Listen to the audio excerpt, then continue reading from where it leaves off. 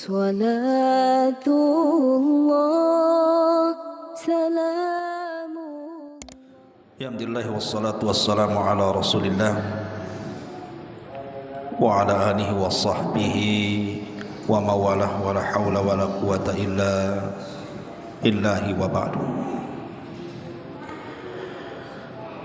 Alhamdulillah, di malam hari ini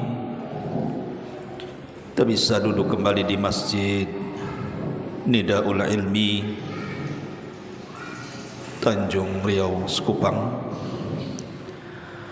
Tak lupa salawat dan juga salam kita hadiahkan kepada Rasul kita Nabi besar Muhammad sallallahu alaihi wa ala alihi wasallam. Hadirin dan hadirat yang dimuliakan Allah Subhanahu wa taala, tema malam ini adalah tema nasihat. Nasihat dan juga risalah kepada orang-orang yang mereka menunda-nunda untuk bertobat. Ada dua kelompok yang berseberangan satu dengan yang lainnya. Satu kelompok meremehkan taubat, bahkan terkesan mengatakan, saya akan bermaksiat kepada Allah Azza wa Jal, setelah itu saya akan bertobat. Dan itu yang banyak di masyarakat, atau boleh jadi mungkin terpikir oleh kita, saya akan maksiat, saya akan berzina, saya akan minum khamar, saya akan berjudi, saya akan melakukan maksiat ini dan itu, dan selepas itu semua saya akan bertobat. Itu satu sisi. Di sisi lain, ada orang-orang yang justru merasa bahwa dosanya tidak akan diampuni. Mungkin dia terpikir dosanya terlalu besar, sehingga syaitan datang memberikan was-was kepadanya dan mengatakan bahwa dosamu teramat sangat besar. Buat apa kau bertobat? Tidak malu kau kepada Allah Azza wa Jalla? Akhirnya kemudian dia pun al-qunut min rahmatillah, putus asa dari rahmat Allah Azza wa Jalla, akhirnya tidak mau tobat karena perasaan tobatnya besar sekali, tidak sesuai dengan dosa yang dilakukan, makanya berhenti bertobat. Ma'asyiral muslimin yang dimuliakan Allah Azza wa Jalla, adapun kepada kelompok yang pertama yang mengatakan saya akan maksiat, selepas itu saya akan bertobat, dan itu bahaya ikhwan. Kalau ada terbentik dalam pikiran kita, kemudian kita meniatkan hendak melakukan dosa, selepas itu akan bertobat. Karena ada 10 perkara yang disebutkan para ulama. Yang pertama, bahwa kematian itu tidak ada yang tahu kecuali Allah Subhanahu wa taala. Wa likulli ummatin ajal, fa idza jaa ajaluhum la yastakhiruna sa'atan wa la yastaqdimun. Setiap umat itu mempunyai batas waktunya. Apabila ajalnya datang, kata Allah, tidak mungkin dimundurkan dan tidak mungkin dimajukan, pas waktunya. Bagaimana kalau seandainya orang yang berpikir seperti itu, enggak apa-apa saya maksiat dulu, nanti habis maksiat saya tobat. Iya, kalau seandainya setelah dia maksiat kemudian ada waktu untuk bertobat, kalau Allah takdirkan saat maksiat dia meninggal, siapa yang tahu? Dan itu sudah kita saksikan di masyarakat. Ada orang mabuk, sedang mabuk dia meninggal. Ada orang berzina, sedang berzina dia meninggal. Ada orang yang sedang melakukan kesyirikan dia meninggal, sedang melakukan bid'ah dia meninggal. Kita saksikan itu. Makanya buang pikiran seperti itu. Karena yang pertama, ajal itu tidak ada yang tahu kecuali Allah. Kemudian yang kedua, karena ajal itu tidak ada yang tahu kecuali Allah, kita tidak tahu akhir kita ini, apakah diakhiri dengan su'ul khatimah atau dengan husnul khatimah. Mana ada yang tahu. Sementara Nabi SAW mengatakan dalam hadis Bukhari itu, innamal a'mal bil khawatim. Amal itu ditentukan akhirnya, bukan awal, bukan tengah. Kalau seandainya kemudian dia habis maksiat langsung bertobat, kemudian Allah matikan, alhamdulillah, mungkin dia mengakhiri kehidupannya dengan kebaikan. Sempat dia mati saat maksiat, maka dia meninggal di atas su'ul khatimah, dan itu kerugian yang luar biasa. Kemudian yang ketiga, orang yang seperti ini sedang berangan-angan. Ali bin Abi Thalib radhiyallahu anhu mengatakan, inna akhwafa ma akhafu ittiba'ul hawa wa tulul amali, fa amma ittiba'ul hawa fayasuddu anil haq, wa amma tulul amali fayunsil akhirata. Kata Ali bin Abi Thalib radhiyallahu anhu, sebagaimana disebutkan oleh Abu Nuaim dalam kitabnya Hilyatul Auliya, perkara yang paling aku takutkan, kata Ali bin Abi Thalib, menimpa kalian adalah dua perkara. Pertama, mengikuti hawa nafsu, dan yang kedua, panjang angan-angan. Adapun mengikuti hawa nafsu, kata Ali bin Abi Thalib, bisa memalingkan orang dari kebenaran. Adapun panjang angan-angan bisa memalingkan ia dari mengingat akhirat. Orang yang seperti ini, gak apa-apa, nanti maksiat dulu, kemudian selepas itu kita bertobat. Orang ini sedang melamun. Kenapa demikian? Karena dia akan jatuh ke yang keempatnya. Mungkinkah kalau dia sudah maksiat dia bertobat? Itu kan angan-angan dia saja tuh. Karena ketika orang dilupakan dengan akhirat, ikhwan, tidak mungkin orang itu kemudian meninggalkan maksiatnya. Walaupun dia sudah berjanji, saya habis maksiat ini, insya Allah saya akan bertobat. Pertanyaannya, siapa yang jamin? Kalau habis maksiat yang kita niatkan itu, selepas itu kita bertobat, siapa yang jamin? Anda bisa menjamin? Tidak, karena taufik itu milik Allah. Taufik itu milik Allah. Di sana ada hidayatul irsyad, ada hidayatul taufik. Hidayah taufik itu milik Allah Subhanahu wa taala. Dan kalau Allah Subhanahu wa taala mencintai seorang hamba, Allah berikan taufik kepadanya. Sekarang pertanyaannya, apakah maksiat dicintai Allah? Tidak, maksiat itu dibenci Allah. Mungkinkah orang yang sedang bermaksiat dapat taufik? Padahal di antara syarat mendapatkan taufik, kata para ulama, adalah meninggalkan dosa. Kalau ingin mendapatkan taufik, tinggalkan dosa. Maka ini bahaya, ya. Kemudian juga ada pertanyaan yang lain. Okelah, seandainya dia bermaksiat, dia tidak meninggal di atas kemaksiatannya, dan kemudian dia pun bertobat kepada Allah Azza wa Jalla dari maksiat yang ia lakukan sebagaimana janjinya. Pertanyaan yang kelimanya ini, apakah Allah akan menerima tobatnya? Apakah Allah akan menerima tobatnya? Padahal syarat tobat itu ada 4. Pertama, al-iqla'ani dzambi, melepaskan semua dosa yang pernah dilakukannya. Yang kedua, an-nadamu ala ma fat, menyesal karena dosa yang sudah dilakukannya. Kemudian yang ketiga, al-azmu ala adamil audati ilaih, betul-betul berazam, berniat untuk meninggalkan dan tidak akan kembali kepada dosa yang dilakukannya. Dan yang keempat, kalau berkaitan dengan orang lain, tentu dikembalikan haknya. Tapi di sini ada kalimat an-nadam, menyesal. Betul enggak ketika tobat dari dosa itu Anda menyesal? Apakah kita akan menyesal setelah kita berzina, meminum khamar, berjudi, atau melakukan hal-hal yang lain dari perbuatan dosa itu, kemudian saat bertobat kita betul-betul menyesal? Tidak. Karena maksiat yang Anda lakukan itu sudah direncanakan masalahnya. Lain dengan orang yang tidak terencana, mungkin terkalahkan hawa nafsunya, akhirnya melakukan maksiat, kemudian langsung bertobat. Kemudian yang nomor 6 ini juga yang perlu dikhawatirkan. Ingat, dosa itu biasanya melahirkan dosa yang lain. Umumnya dosa itu melahirkan dosa yang lain. Sama dengan ketaatan melahirkan ketaatan yang lain. Contoh mamanya orang pinjam uang, tak sanggup bayar.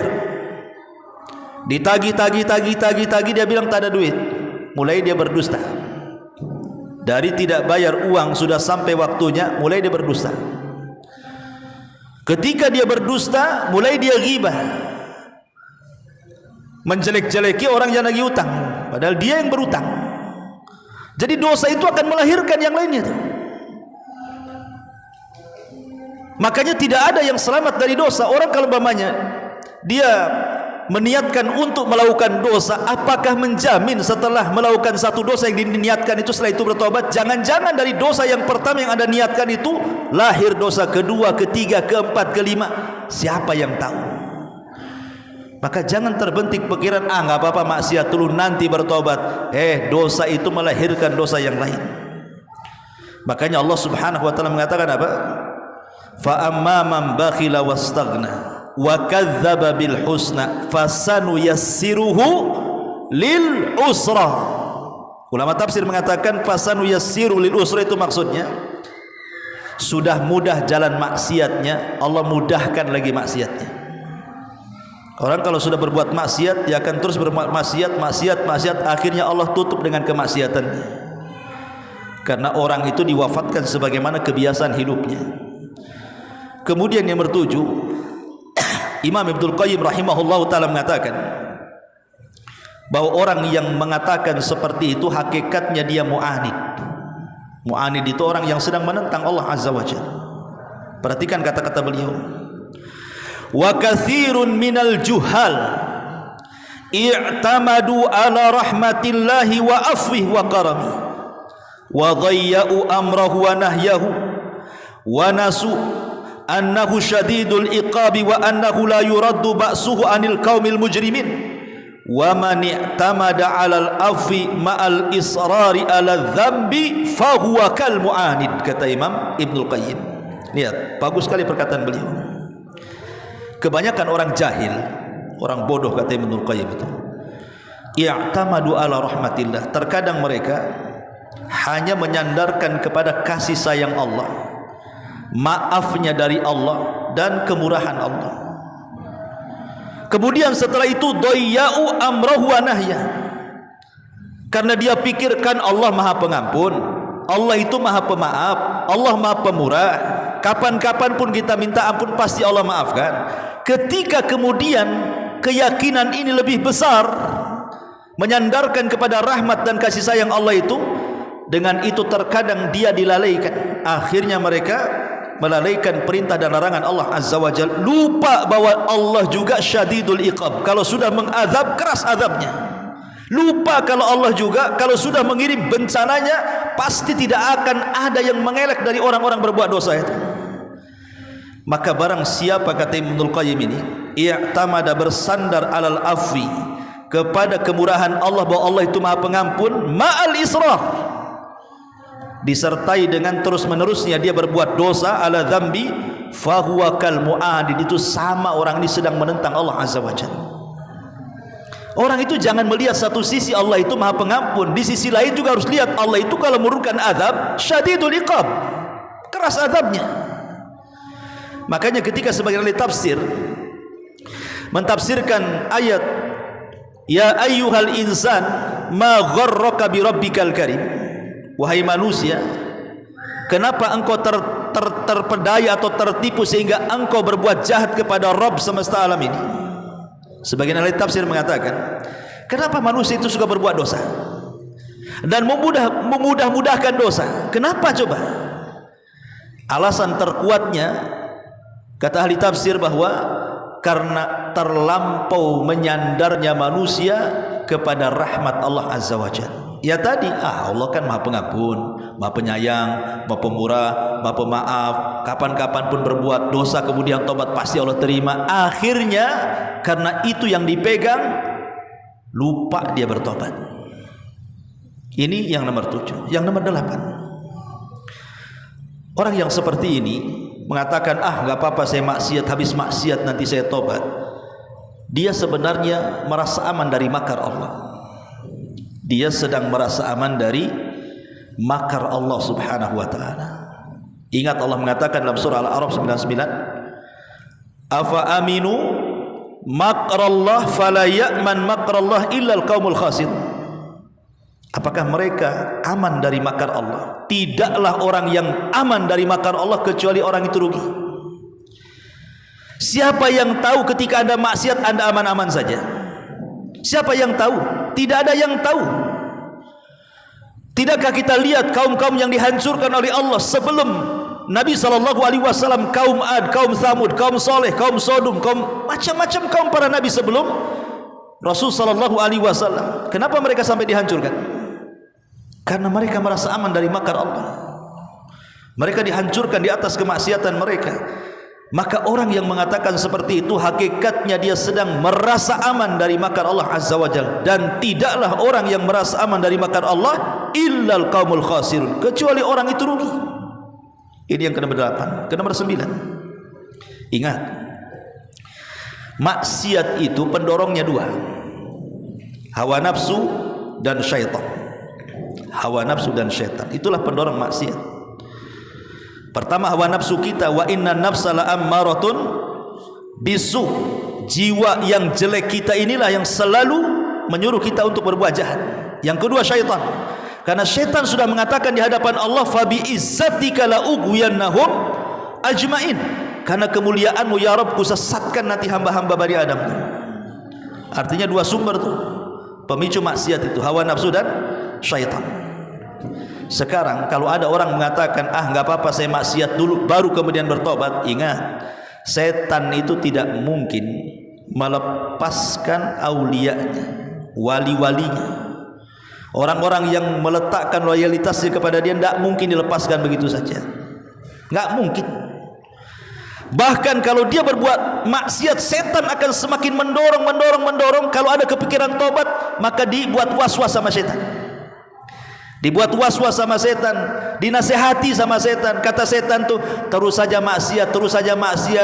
Nanti kalau engkau selesai maksiat, tobat pasti Allah terima tuh. Dibuat nasihat seperti itu. Karena Allah mengatakan dalam surah Al-Maidah ayat 58, istahwadha alaihimus syaitan fa'ansahum dzikrallah ulaika hizbus syaitan ala inna hizbas syaitan humul khasirun. Setan tetap menguasai mereka, lalu menjadikan mereka lupa mengingat Allah. Mereka itulah golongan setan. Ketahuilah bahwa sesungguhnya golongan setan itu orang-orang yang rugi. Lihat, istahwada alaihimus syaitan fa ansahum dzikrallah. Kalau kita bermaksiat berarti kita mengikuti kehendak setan kan? Maka setan akan terus ngasih was terus, akhirnya dilupakan mengingat Allah. Ketika dilupakan mengingat Allah, boro-boro cerita tobat, maksiatnya makin ditambah sama dia ya. Kemudian yang nomor 10, yang terakhir, dikhawatirkan ikhwan, orang yang mengatakan seperti ini, kalau dia terjerumus kepada maksiat kemudian berjanji akan tobat, dikhawatirkan dia candu dengan maksiat itu. Ketika dia candu dengan maksiat itu, ini yang bahaya. Allah subhanahu wa ta'ala akan menutup hatinya. Dan Nabi SAW mengatakan, innal abda idza akhta'a khati'atan nukitat fi qalbihi nuqtatus saudah. Seorang hamba apabila melakukan sebuah kesalahan atau maksiat, maka dititikkan dalam hatinya sebuah titik hitam. Fa idza naza'a wastaghfara wa taba suqila qalbu. Kalau memang betul-betul dia mau kembali bertobat kepada Allah Azza wa Jalla, maka titik itu akan dibersihkannya. Tetapi wa in ada zida fiha, kalau dia makin parah maksiatnya, ditambah lagi titiknya hatta ta'luwa qalbah, sampai hatinya betul-betul tertutup dengan titik hitam semuanya.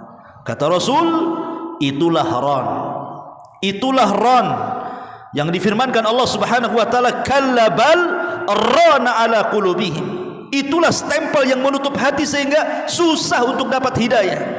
Kalau hati sudah ditutup, susah mau dapat hidayah. Yang ada keras. Karena hati itu Nabi SAW percontohkan dengan gelas.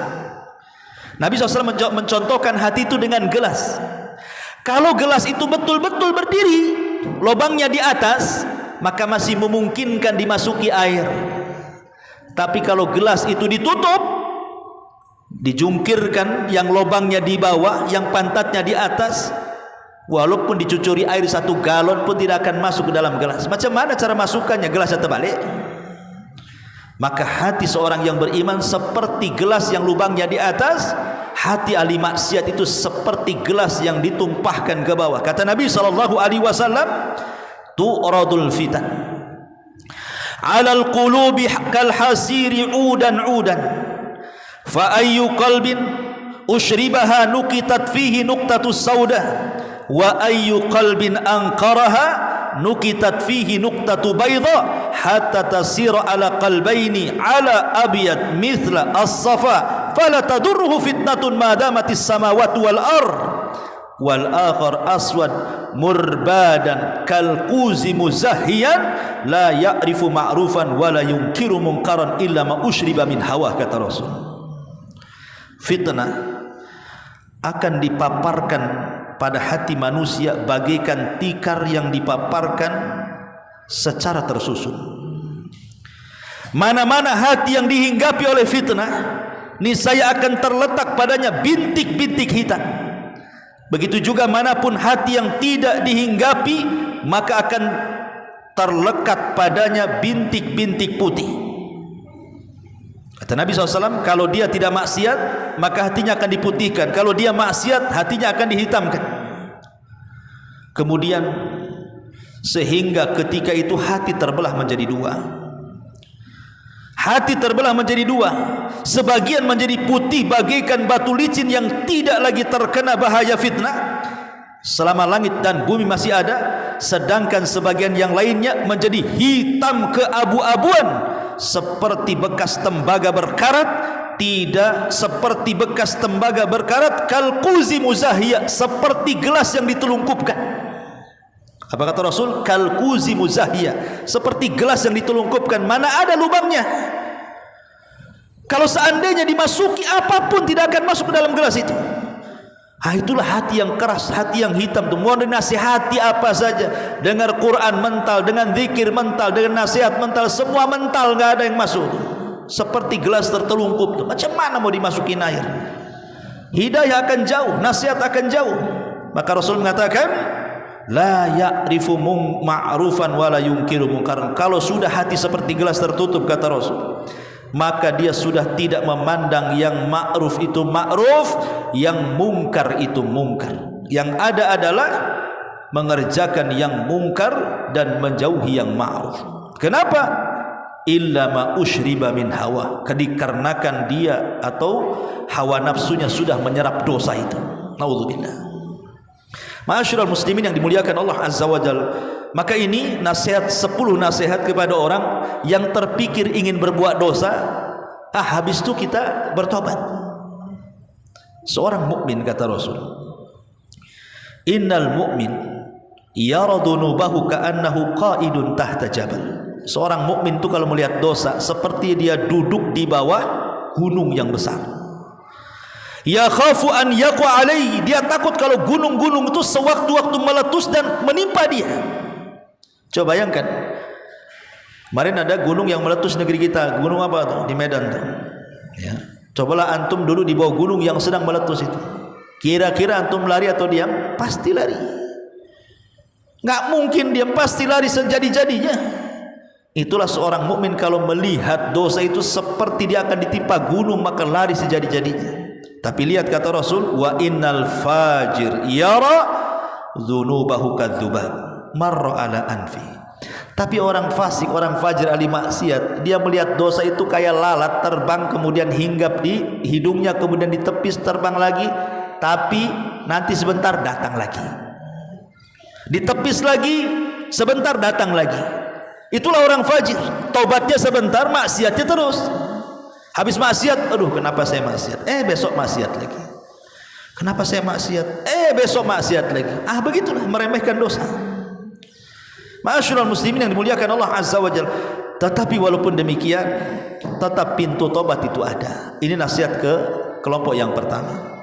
Nasihat ke kelompok yang kedua, terbalik daripada kelompok yang pertama. Kalau kelompok pertama kan meremehkan tobat namanya, meremehkan tobat. Ini kelompok kedua ini terbalik, takut tobat. Dia ingin tobat tapi takut. Kenapa dia takut tobat? Karena merasa dosanya sudah membumbung ke langit, dosanya sebesar bumi, merasa bahwa dosanya banyak sekali, sehingga dia takut untuk bertobat. Karena setan datang ngasih was-was, sehingga was-was setan membawa kepada al-qunut min rahmatillah.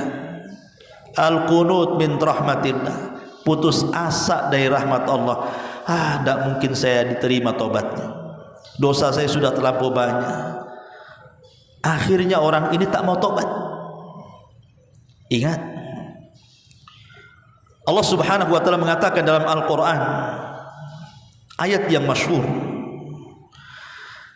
Allah Subhanahu wa ta'ala mengatakan tentang larangan seseorang itu al-qunut min rahmatillah. Ya ibadiyalladzina asyrafu ala anfusihim la taqnatu min rahmatillah innallaha yaghfiru dzunuba jami'a. Wahai hamba-hamba Allah yang kalian sudah melampaui batas, asrafu ala anfusihim, melampaui batas kepada diri-diri mereka, la taqnatu min rahmatillah, jangan putus asa dari rahmat Allah. Kenapa? Innallaha yaghfiru dzunuba jami'a, karena Allah menghapus semua dosa. Sebesar apapun dosa, hatta syirik sekalipun, kalau dia bertobat kepada Allah, tidak ada yang mustahil bagi Allah mengampuni dosa kita. Karena sebagian para ulama mengatakan orang yang putus asa dari rahmat Allah itu dosanya lebih besar dari dosa itu sendiri. Pamannya dia melakukan zina, minum khamar, ghibah atau apalah dari dosanya. Ketika mau tobat putus asa, putus asa sendiri dosanya lebih besar daripada dosa yang dilakukan dia. Kenapa? Karena Al-Quran mengatakan orang yang putus asa dari rahmat Allah itu cuma dua kelompok. Pertama, illal kafirun. Yang kedua, illal dhallun. Pertama, orang yang putus asa itu di Quran menggambarkan tidaklah yang putus asa kecuali orang kafir. Yang kedua, tidaklah orang yang putus asa kecuali orang sesat. Cuma dua kelompok saja. Kalau tidak sesat, kafir. Kita ini orang yang beriman, bukan orang kafir, bukan orang sesat. Kita orang yang beriman. Kita harus yakin kita punya Rabb Maha Pengampun. Sebesar apapun dosa kita pasti Allah ampuni. Bukankah Allah Subhanahu wa ta'ala dalam hadis kursi mengatakan, ya ibadi lau annaka atau lau dhunubuka ananas sama thumma astaghfartani la ataituka biqurabiha maghfiratan. Ya ibadi lau anna dhunubuka ananas sama. Wahai hambaku, kalau seandainya dosamu melambung lo sampai ke langit, kata Allah, thumma astaghfartani, kau datang kepadaku minta ampun, apa kata Allah? Ghafartu laka ala ma kana minka wala ubali, saya akan ampuni semua dosamu dan saya tidak peduli mau berapapun dosamu. Itu Allah yang mengatakan dalam diskusi seperti itu. Artinya bahwa tidak ada ruang untuk putus asa bagi seorang yang beriman. Ruang putus asa itu hanya bagi orang kafir dan orang sesat saja. Maka kalau kita melihat sejarah di zaman Bani Israel, dalam hadis yang ma'ruf, yang sahih tentang seseorang yang membunuh 99 jiwa, kemudian datang dia kepada seorang rahib. Seorang rahib ini dia hendak membuat putus asa orang ini dan mengatakan apa? Dosamu tidak akan diampuni, dosamu sudah melambung ke langit. Dibuat tidak putus asa, dibuat suruh putus asa sama orang. Makanya jangan membuat orang putus asa. Islam itu agama mudah. Islam itu agama yang tidak membuat orang lari, buat orang itu senang, jangan buat orang putus asa. Ustaz, saya mau masuk Islam, ya, tapi sunat dulu kamu. Takutlah dia sunat. Tak jadilah Ustaz, katanya. Saya sudah 70 tahun mau sunat pakai apa, katanya. Tak jadi masuk Islam. Banyak orang yang tak mau masuk Islam gara-gara takut sunat. Seorang ustaz jangan melarikan orang. Masuk dulu, syahadat dulu, biarkan dulu. Ajarkan Islam, lama-lama sudah paham nanti sunat sendiri, enggak perlu disuruh. Yassiru wala tu'assiru, basyiru wala tunaffiru. Mudahkan, jangan kau buat lari. Senangkan, jangan kau persulit orang itu. Mudahkan. Islam ini agama mudah.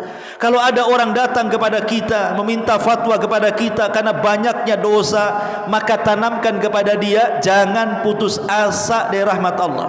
Jangan seperti rahib ini nasihati orang yang membunuh 99 jiwa. Dosamu sudah membumbung ke langit, tak mungkin kau diterima, katanya. Marah dia, dibantai pula si rahib ini, genap jadi 100 jiwa. Barulah dia datang kepada seorang alim, betul-betul alim, baru dia ngasih solusi.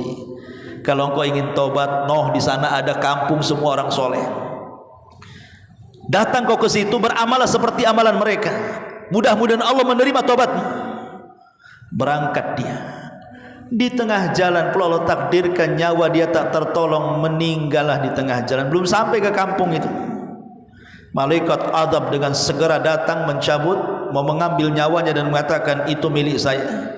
Dia sudah membunuh 100 jiwa. Malaikat rahmat datang dan mengatakan itu ruh milik saya, karena dia sudah ada keinginan tobat. Rebutan tuh dua malaikat itu. Akhirnya Allah mengutus satu malaikat penengah dan mengatakan, gini saja, kalian gak usah ribut. Kisu bainal ardaini. Sekarang ukur saja di antara dua bumi itu, lebih dekat kemana? Ke kampung tempat dia akan bertobat, ataukah lebih dekat kepada seorang alim yang ia bertanya di situ? Kalau lebih dekat ke kampung yang akan bertobat, masukkan dia ke surga. Tapi kalau dia lebih dekat kepada sang alim, berarti masih jauh dari kampung itu, masukkan dia ke neraka. Diukurlah itu, dari tempat dia mati ke kampung yang akan dituju, dengan ke tempat alim dia bertanya. Subhanallah, sebenarnya dia itu tidak jauh dari orang alim meninggal. Artinya secara jarak lebih dekat kepada orang alim dibandingkan ke kampung. Tetapi rahmat Allah itu lebih luas dibandingkan murkanya. Allah lipat bumi, akhirnya didekatkan ke kampung. Coba bayangkan, harusnya dia masuk neraka karena lebih dekat kepada orang alim, kan? Tapi Allah buat bumi itu dilipat sehingga didekatkan ke kampung orang alim itu. Maka yang beraksi apa? Malaikat rahmat. Itulah yang Allah Subhanahu wa taala katakan, inna rahmati sabaqat ghadabi. Sesungguhnya rahmatku lebih luas dibandingkan kemurkaanku. Makanya kenapa pintu sorga lebih banyak dibandingkan pintu neraka? Pintu neraka berapa? 7. Pintu sorga 8. Kenapa dilebihkan satu pintunya?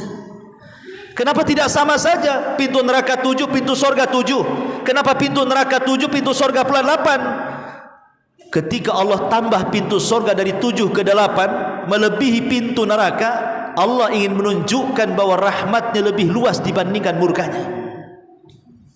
Rahmatnya lebih luas dibandingkan murkanya. Karena semua kita, saya, antum, bahkan Nabi sekalipun, mereka masuk surga bukan karena amalannya. Bukan karena amalannya. Kalau seandainya antum hidup mulai dari brojol bayi sampai antum mati, kemudian sujud tak bangun-bangun, antum jadikan semua hidup antum sekali sujud kepada Allah, itu tidak bisa untuk mensyukuri nikmat Allah. Belum sanggup untuk mensyukuri nikmat Allah. Inilah kata-kata dalam surah Al-Abasa wa Tawalla, kalla lamma yaqdi ma amarah. Kalla lamma yaqdi ma amarah. Sehebat apapun manusia beribadah kepada Allah Azza wa Jalla, tetap saja dia belum mampu menyempurnakan perintah Allah. Sehebat apapun antum, sehebat apapun kita beribadah, anggaplah kita tidak berbuat maksiat, tetap kita ini belum sanggup untuk melaksanakan perintah Allah. Jangan kita, malaikat nanti pada hari kiamat mengatakan apa? Subhanak ma abadna haqqa ibadatik. Maha suci Engkau ya Rabb, kami belum bisa beribadah dengan sungguh-sungguh kepada-Mu. Makanya saya nasihatkan, tobat itu tidak mesti karena dosa. Tobat itu tidak mesti bukan karena dosa. Orang yang tidak berdosa saja harus diperintahkan tobat. Antum pikir tobat itu kalau habis maksiat kemudian tobat? Tidak. Perintah tobat ini umum, baik antum bermaksiat atau tidak bermaksiat tetap bertobat. Mana dalilnya? Dalilnya Nabi SAW. Nabi SAW, ikhwan, setiap hari dia baca istighfar itu sampai 70 kali, dalam riwayat sampai 100 kali. Itu Nabi. Astagfirullah, astagfirullah, astagfirullah sampai 100 kali Nabi. Pertanyaannya, Nabi punya dosa? Nabi berbuat dosa? Tidak. Ini menunjukkan bahwa istighfar itu meminta tobat tidak harus kita sedang maksiat, tapi tobat itu bagi yang tidak maksiat pun tetap dianjurkan. Saya contohkan. Nabi Ibrahim alaihi salatu wassalam, dia berdoa kepada Allah setelah membangun Ka'bah, Rabbana taqabbal minna, ya Allah terimalah amalan saya ketika dia selesai bangun Ka'bah dengan Ismail itu. Pertanyaannya, yang memerintahkan membangun Ka'bah siapa? Allah. Ya. Yang dibangun apa? Rumah Allah. Yang memerintahkan membangun Allah. Yang dibangun rumah Allah atas perintah Allah. Ya jelaslah diterima kan. Oh, yang merintahkan Allah dan itu juga rumah Allah. Kenapa Ibrahim masih mengatakan, ya Allah terimalah persembahanku ini, padahal yang merintahkan Allah dan yang dibangun juga rumah Allah? Ya pasti diterimalah. Tapi Ibrahim tetap mengatakan Rabbana taqabbal minna, ya Allah terimalah Ka'bah ini, padahal Allah yang memerintahkan, yang dibangun juga rumah Allah. Artinya tidak mesti orang bertobat itu harus berbuat dosa dulu. Walaupun kita tidak berbuat dosa, tetap aja kita harus bertobat, gitu maksudnya, supaya kita tidak terjerumus kepada kemaksiatan, karena hati manusia itu mudah dibolak-balik Allah. Makanya doa yang selalu dibaca Rasul itu apa? Ya muqallibal qulub, tsabbit qalbi ala ta'atik. Wahai zat yang membolak-balikan hati, tetapkan hatiku di atas ketaatan kepadamu. Ummu Salamah radhiyallahu anha bertanya kepada Rasul, Rasul, kenapa kau selalu baca doa itu? Ya muqallibal qulub tsabbit qalbi ala dini. Ya muqallibal qulub tsabbit qalbi ala taati. Kenapa kau asih baca doa itu saja? Wahai zat yang membolak-balikan hati, wahai zat yang bolak-balikan hati, tetapkan hatiku di atas ketaatan dan agamamu. Pertanyaannya, mungkinkah Rasul tersesat? Mustahil. Mungkinkah Rasul kufur? Mustahil. Tapi kenapa Rasul mengatakan seperti itu? Kemudian Rasul memberikan jawabannya. Ingat wahai Ummu Salamah, hati manusia itu, hati saya, hati kamu, hati semua manusia itu ada di genggaman Allah. Allah suka-suka membolak-balikan hati. Bisa saja paginya beriman, malamnya kafir. Malamnya beriman, paginya kafir. Yumsi mu'minan wa yusbih kafiran. Yusbih mu'minan wa yumsi kafiran. Itu dalam hadis seperti itu. Nanti di akhir zaman itu ada orang paginya beriman, malamnya pula kafir. Malamnya beriman, paginya pula kafir. Itu akan terjadi di akhir zaman seperti itu. Kenapa? Karena yang membolak-balikan hati itu bukan kita tapi Allah. Makanya kenapa kita disuruh istighfar, istighfar, istighfar terus itu?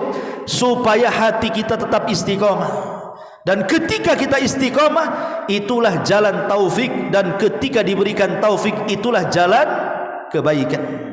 Karena Allah kalau sudah mencintai hambanya, pasti Allah akan berikan taufik. Dan taufik itu didapat karena senantiasa bertobat kepada Allah subhanahu wa ta'ala. Ma'asyiral muslimin yang dimuliakan Allah subhanahu wa ta'ala, Umar bin Abdul Aziz disebutkan oleh Imam Ibn Rajab Al-Hambali dalam kitabnya Jami' Al-Ulum Al-Hikam. Perkataan Umar bin Abdul Aziz, apa kata beliau? Ayyuhan nas, man alamma bi dzambin falyastaghfirillah wal yatub, fa in ada falyastaghfirillah wal yatub, fa in ada falyastaghfirillah wal yatub, fa innama hiya khataya mutawwaqatun fi a'naqir rijal wa innal halaq fil israri 'alaiha. Apa kata Umar bin Abdul Aziz? Ini nasihat baik sekali. Wahai manusia, kalau memang anda ini sedang dilumuri dosa, segera istighfar, segera tobat. Kemudian balik lagi melakukan dosa, maka segera istighfar, kemudian tobat. Kemudian balik lagi melakukan dosa, segera istighfar dan segera tobat. Kata beliau, karena sesungguhnya kesalahan itu hanya sesuatu yang menjadi beban manusia, yang beban itu bisa dihilangkan dengan istighfar, dengan bertobat. Tetapi hancurnya manusia itu ketika dia terus menerus melakukan perbuatan dosa dan tidak diselingi dengan tobat.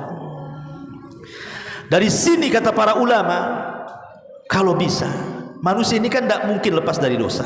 Mustahil manusia itu lepas dari dosa.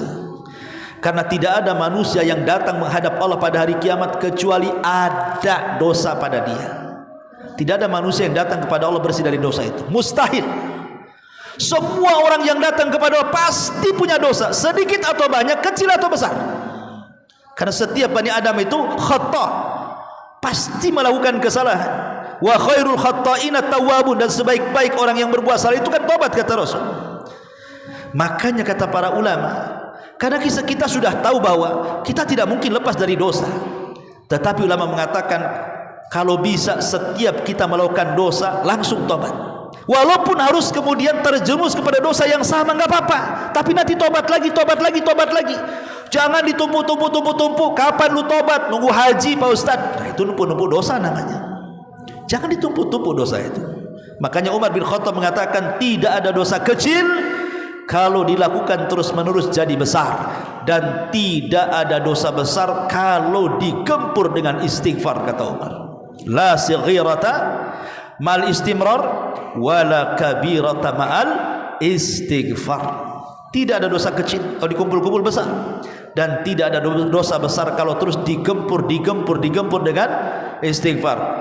Allah takdirkan kita habis gibah dosa besar, astagfirullah, baru 1 jam gibah lagi, astagfirullah. Begitu. Selingi setiap umpamanya kita melakukan dosa itu, jangan lupa istighfar. Kemudian berjanji tidak akan kembali. Kalau seandainya Allah takdir terulang lagi, yaitu tabiat manusia terulang dosa. Tapi maksudnya jangan ditumpuk-tumpuk dosa itu, kalau bisa diselingi dengan tobat dan istighfar. Kenapa demikian? Ya tadi 10 perkara tadi yang kita sudah bahas. Khawatir kalau ditumpuk hanya janji mau tobat, serupanya tak bertobat. Yang lucunya lagi, saya nunggu haji Pak Ustadz, betul-betul Allah hajikan dia. Habis haji tak sholat, tak zakat, tak puasa. Katanya tobatnya habis haji. Kok habis haji makin parah kamu? Iya, kan orang haji itu kalau pulang seperti bayi yang dilahirkan. Saya kan tidak punya dosa lagi. Kalau saya berbuat dosa ya dihitung 1. Ya. Yang lebih parah, kenapa kok tak sholat? Sholat di Masjidil Haram itu 1 kali sholat sama dengan 100.000 kali sholat. Berarti kalau saya sholat maghrib di sana, di Masjidil Haram itu, sebanding dengan 100.000 kali sholat maghrib di Masjid Nidaul Ilmi. Jadi saya tak perlu sholat maghrib lagi, nanti nunggu habis stok baru sholat lagi, katanya. Stok saya masih banyak, katanya. Ini kan orang gila nih. Ini orang gila yang kayak gini nih. Ya. Ma'asyiral muslimin yang dimuliakan Allah Azza wa Jalla. Itu ucapan Umar bin Abdul Aziz rahimahullahu ta'ala. Maka beliau mengatakan, wa innal halaka fil israri alaiha. Hancurnya manusia itu karena tidak mau tobat, terus-terusan melakukan dosa. Janji-janji akan tobat, janji saja, nyanyian saja, tapi tidak tobat-tobat dia. Ini kan bahaya. Makanya kata ulama ketika memberikan catatan kepada perkataan Umar bin Abdul Aziz, mengatakan apa? Annal abda la budda an yaf'ala ma qaddara alaihi minadz-dzunub. Seorang hamba memang sudah ditakdirkan pasti melakukan dosa. Tidak ada satupun hamba Allah pasti berbuat dosa. Kama qala Nabi SAW, kutiba ala ibni Adam hadduhu minaz zina fahuwa mudriku dzalika la mahala. Seorang hamba itu diwajibkan melakukan zina. Mata zinahnya memandang, telinga zinahnya mendengar, lisan zinahnya bicara, tangan zinahnya bergerak, kaki, dan begitu seterusnya. Kemudian Rasul mengatakan di akhir ayat, di akhir hadis, wa yusaddiqu dzalikal farj wa yukadzib. Nanti kemaluan yang membenarkan atau mendustakan. Artinya setiap hari kita ini kalau tidak mata kita berdosa pasti telinga. Kalau tidak telinga yang berdosa pasti mulut. Kalau tidak mulut berdosa pasti tangan. Kalau tangan tidak berdosa pasti kaki. Kalau kaki tidak berdosa pasti pikiran, angan-angan, hawa nafsu dan begitu seterusnya kan. Maka untuk menutup, kata para ulama, walakinnallaha ja'ala lil abdi makhraja mimma waqa'a fihi minadz-dzunub. Tapi walaupun demikian tetap Allah kasih jalan keluar dari dosa-dosa itu. Apa itu? Bitaubati wal istighfar. Tobat artinya meninggalkan dengan perbuatan, istighfar itu mengucapkan astagfirullah. Berarti ada dua perkara di sini, lisan dan perbuatan. Lisannya astagfirullah, perbuatannya tinggalkan. Nggak mungkin lagi megang botol mabok sambil astagfirullah, astagfirullah. Botolnya masih di tangan. Nggak bisa tobat itu. Tobat itu buang tuh botol itu, benci kalau lihat botol itu mau muak rasanya. Kemudian ucapkan astagfirullah. Nah, itu yang benar tobat tuh. Makanya tobat dan istighfar itu selalu digandengkan di situ. Karena tobat itu bicara soal perbuatan, kalau istighfar itu lisan. Astagfirullah, astagfirullah. Ya, subhanallah bihamdika, asyhadu an la ilaha illa anta astaghfiruka wa atubu ilaik. Allahu ta'ala. Assalamualaikum warahmatullahi wabarakatuh.